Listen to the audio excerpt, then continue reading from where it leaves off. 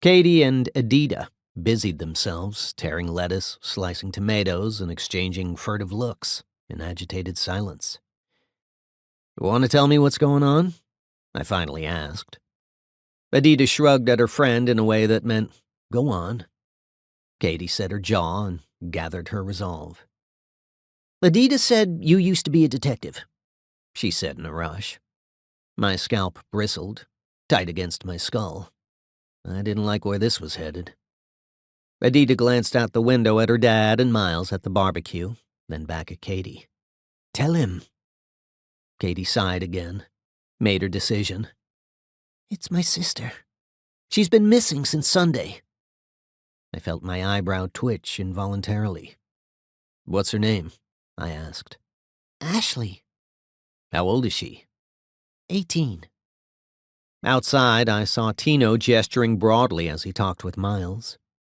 My nephew's expression of strained concentration told me he wasn't catching too much of my friend's pidgin slang. "Does Ashley still live at home?" "Yeah, she's a senior, a year ahead of Adida and me." I nodded.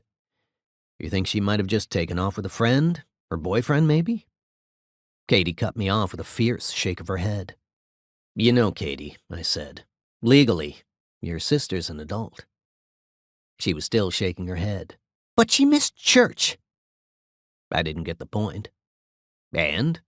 "And she knows my mom would have a cow if she missed church, which, like I said, she did. Plus, Ashley wasn't at school yesterday.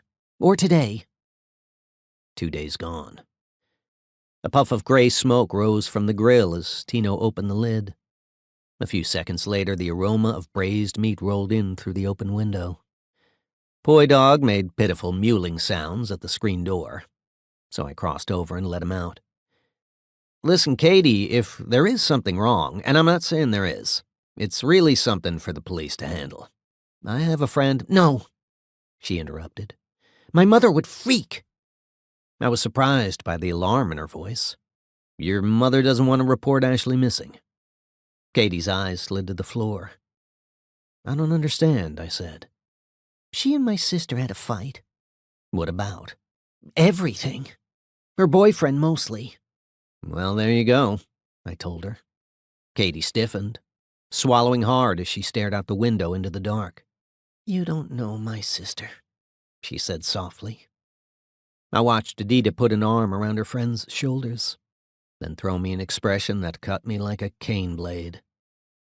"I don't know what I can do," I said, catching Adida's eyes. "Her own mother doesn't even want to file a report." Adida's face was hard, shot through with a teenager's righteous anger. "You haven't met her mother," was all she said.